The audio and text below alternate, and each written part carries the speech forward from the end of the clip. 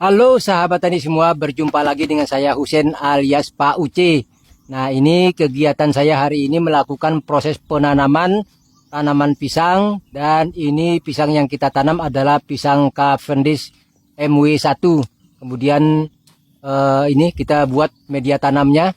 Media tanam ini kita gunakan perpaduan antara sekam, kemudian kotoran hewan yang tentunya sudah difermentasi ditambah dengan tanah. Ya, dengan komposisi 1:1:1. Kemudian untuk lubang tanamnya sendiri kita buat dengan ukuran panjang kali lebar kali kedalaman, yaitu 40 kali 40 kali 40 cm. Nah, seperti ini sahabat tani.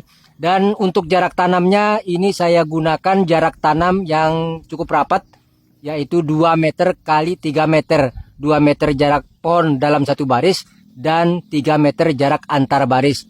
Kemudian ini juga untuk sementara waktu ya, kita tumpang sari dengan tanaman ubi jalar di tengah-tengah barisannya.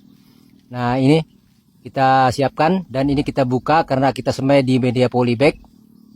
Nah, langsung saja kita lakukan proses penanaman dan kita masukin bagian dasarnya. Nah, sahabat tani, dalam proses penanaman tanaman pisang saya selalu menggunakan media khusus ya, supaya ini lahan yang kita tanam, tanaman pisang yang kita tanam, ini untuk lubang tanamnya bisa lebih gembur, subur, kaya dengan kandungan unsur hara, kemudian mampu menyerap air dengan baik, serta bisa menjaga kelembaban, serta dapat mencegah dari berbagai macam serangan hama penyakit. Nah, seperti ini, dan ini tidak perlu kita lakukan proses penyiraman. Kebetulan ini tanahnya memang sudah basah, dan ditambah lagi sudah di musim penghujan seperti ini. Nah, yang perlu kita lakukan ke depannya tinggal kita lakukan perawatan secara rutin.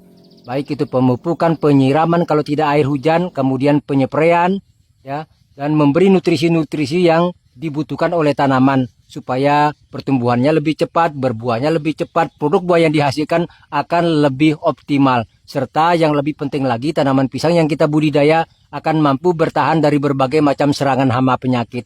Nah, seperti inilah hasilnya sahabat tani. Ini kita lakukan setelah kita lakukan proses penanaman, dan ini ubi jalarnya kita tanam di tengah-tengahnya supaya nanti paling usia 3 bulan sudah bisa kita panen, baru bagian tengahnya kita buat parit khusus. Nah, untuk sistem irigasinya dan juga sekaligus untuk menjaga supaya drainase air akan dapat mengalir dengan baik, terutama di musim penghujan seperti ini. Yang perlu kita jaga adalah kelembabannya, jangan terlalu lembab, sehingga kalau ada air hujan yang turun harus dapat dipastikan mengalir habis keluar, jangan sampai tergenang di dalam area kebun pisang kita, karena ini akan menyebabkan rentan terserang penyakit ya.